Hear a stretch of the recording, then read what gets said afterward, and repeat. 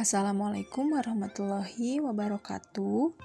Hai semua, perkenalkan nama saya Widya Nurhidayat, mahasiswa IKIP Siliwangi dari B4 Prodi Pendidikan Guru Sekolah Dasar tahun 2018, NIM 18060503. Karena situasi pandemi COVID-19 ini, jadi saya melaksanakan KKN mandiri di desa saya sendiri, yaitu di Desa Jambudipa, Kecamatan Cisarua, Kabupaten Bandung Barat. Sekarang saya akan melakukan wawancara, observasi, dan edukasi kegiatan pembelajaran dengan 3 keluarga terkait dengan pembelajaran daring atau jarak jauh. Yuk kita mulai, stay tune ya.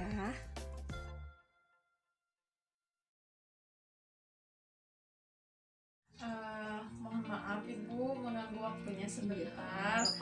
Saya dari mahasiswa IKIP sedang KKN mandiri. Saya mau menanyakan beberapa hal tentang pendidikan di masa pandemi ini. Nah, yang pertama, apa dampak positif dan negatif dari adanya COVID-19 bagi pendidikan? Negatifnya anak jadi malas belajar, gak mau nulis terutamanya. Positifnya jadi bisa kepantau di rumah belajarnya. Ya. Yang kedua, apakah Ibu mengalami kesulitan saat mendampingi anak belajar daring? Kesulitan, nggak bisa komunikasi sama temennya kan. Jadi termasuk kuota kan nggak ada subsidi dari pemerintah. Yang selanjutnya, bagaimana perkembangan prestasi anak selama belajar daring atau online? Menurun, di rumah mah malas belajarnya. Yang selanjutnya, apa upaya yang dilakukan supaya anak nyaman belajar di rumah? Ya, tempatnya harus dibersihin dulu supaya anak mau belajar di rumahnya. Ya. Selanjutnya, bagaimana tanggapan Ibu tentang COVID-19 ini yang belum saja berakhir? Mudah-mudahan coronanya berlalu, jadi bisa tatap muka ke sekolah, bertemu dengan gurunya dari kelas 1 sampai sekarang belum pernah ketemu. Terima kasih ya Bu atas waktunya. Sama-sama. Mudah-mudahan COVID-19 ini cepat tidak ada ya Bu ya. Ya, amin. Terima kasih.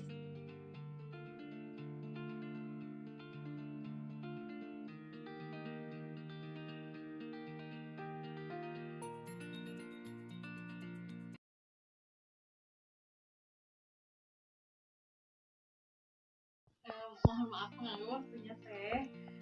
Saya di sini sedang KKN di IKIP Siliwangi, KKN mandiri.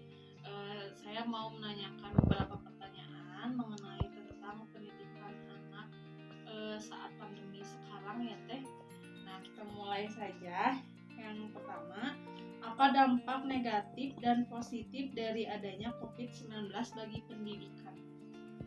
Kalau negatifnya jadi anak agak pemalas ya sekarang, harus apa-apa tuh dibujuk dulu kalau belajar tuh, jadi malas aja. Terus kalau positifnya ya saya sedikit enggaknya banyaknya ya tahulah perkembangan anak sampai mana. Saya juga jadi mengulang kembali pelajaran-pelajaran waktu SD. Nah, yang kedua, apakah Ibu mengalami kesulitan saat mendampingi anak belajar daring? Ya, pasti ada mengalami kesulitan. Yang ketiga, apa saja kendala yang dialami selama anak belajar daring? Iya, itu dia. Jadi kalau belajar harus dibujuk dulu, harus nunggu mood anak dulu. Kalau dari pagi udah gak mau, harus ngalah dulu, gak mau, paling agak siang baru dibujuk lagi. Yang keempat, bagaimana perkembangan prestasi anak selama belajar daring atau online? Kalau waktu tatap muka sih alhamdulillah masuk 5 besar. Tapi kalau sekarang ya itu dia menurun, dari perkembangan menurun, dari cara belajar juga ya kurang efektif kan. Jadi yang ngaruh ke prestasi anak. Yang kelima, apa upaya yang dilakukan supaya anak nyaman belajar di rumah? Paling saya nyemangatin dia, terus ngebujuk, ngasih hadiah, paling gitulah. Yang keenam, bagaimana tanggapan Ibu tentang COVID-19 ini yang belum saja berakhir? Harapannya ya semoga cepat berakhir supaya anak bisa sekolah lagi seperti biasa.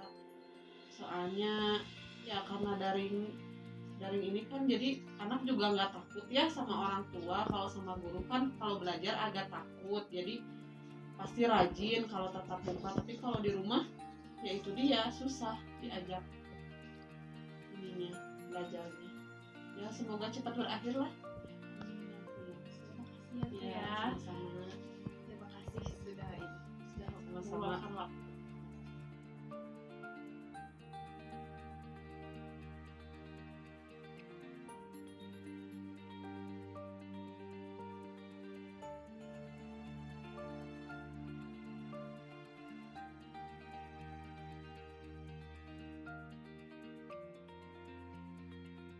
Terima kasih ya Teh sudah meluangkan waktunya.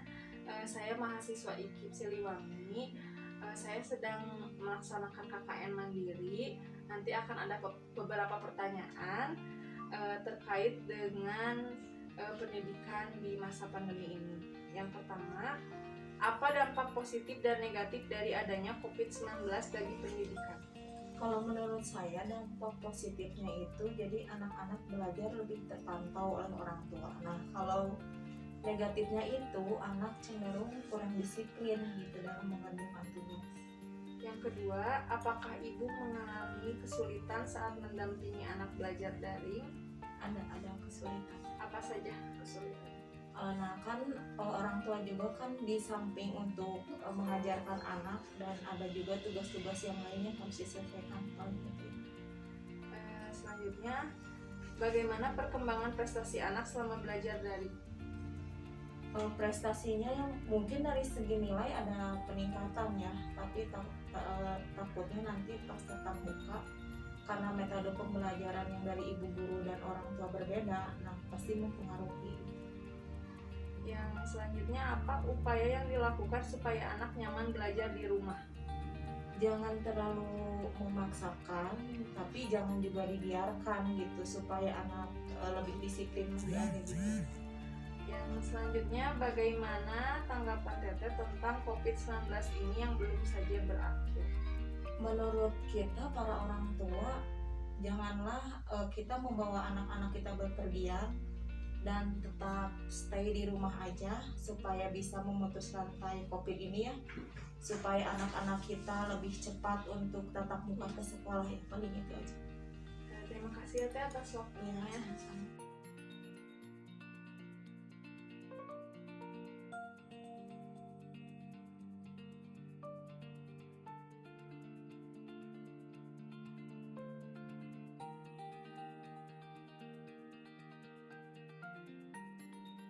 Nah, setelah saya melakukan wawancara dengan 3 keluarga tersebut, dapat disimpulkan bahwa orang tua sudah mulai bosan dengan situasi ini.